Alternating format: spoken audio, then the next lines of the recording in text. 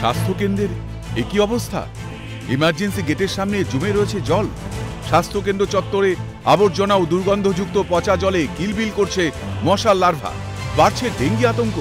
চিকিৎসা করাতে এসে কার্যত অতিষ্ঠ রোগী সহ রোগীর পরিবার। ঘটনা মুর্শিদাবাদের বনোয়ার কুলি উপস্বাস্থ্য কেন্দ্রে। মুর্শিদাবাদ জেলার অন্তর্গত বড়ুয়া ব্লকের কুলি উপস্বাস্থ্য কেন্দ্র কয়েক লক্ষ মানুষের ভরসা।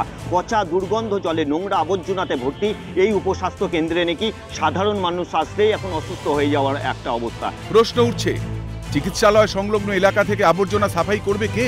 চিকিৎসালয়ের বেহাল অবস্থায় ক্ষোভ প্রকাশ স্থানীয় বাসিন্দা সহ রোগীদের। অভিযোগ, ঠিকমতো চিকিৎসা পরিষেবাও পান না রোগীরা। সরকারি হাসপাতালে কোনো পরিষেবা নাই।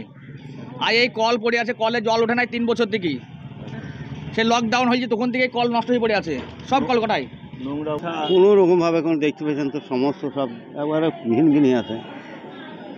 তো আপনার কাছে সরকারের কাছে এটাই আবেদন যে এই নোংরা আবর্জনা পরিষ্কার করা, এক সুন্দরভাবে একটা পরিবেশ তৈরি। কুলি উপস্বাস্থ্য কেন্দ্রে কর্মরত এক চিকিৎসকের দাবি, ঊর্ধ্বতন কর্তৃপক্ষকে জানানো হলেও এখনো কোনো ব্যবস্থা নেওয়া হয়নি। এই বিষয়টা আমাদের ঊর্ধ্বতন কর্তৃপক্ষকে জানানো হয়েছে। আমাদের হসপিটালে কোনো সুইপার নেই। হ্যাঁ, একজন সুইপার নেই। আমরা নিজেদের কিছু আনটাইড ফান্ড থেকে একজন আসে, ও হয়তো কিছুদিন অল্প কিছু পয়সা দিয়ে মাঝে মধ্যে করে দিয়ে যায়। তো সে একজন একটা মহিলার পক্ষে আর সেইভাবে তো করা সম্ভব না। সে ভেতরটা পরিষ্কার করে, বাইরেগুলো হয়তো হসপিটাল ঊর্ধ্বতন কর্তৃপক্ষ এখন আমরা জানিয়েছি, তারা কি ভাববে বা কী ভেবেছে সেটা তারা হয়তো ভালো বলতে পারবে। কিন্তু এই সমস্যাটা অনেকদিন ধরে আছে। স্বাস্থ্যকেন্দ্রের জমা জল আর আবর্জনায় চোখ রাঙাচ্ছে ডেঙ্গি। এখন দেখার কবেই সমস্যার সমাধান হয়। সমস্যার সমাধান কবে হবে সুরাহা, সেদিকে তাকিয়ে থাকবো আমরা। ক্যামেরায় সরজিতের সঙ্গে ভিক্টর বন্দ্যোপাধ্যায়, বড়ুয়া কুলি।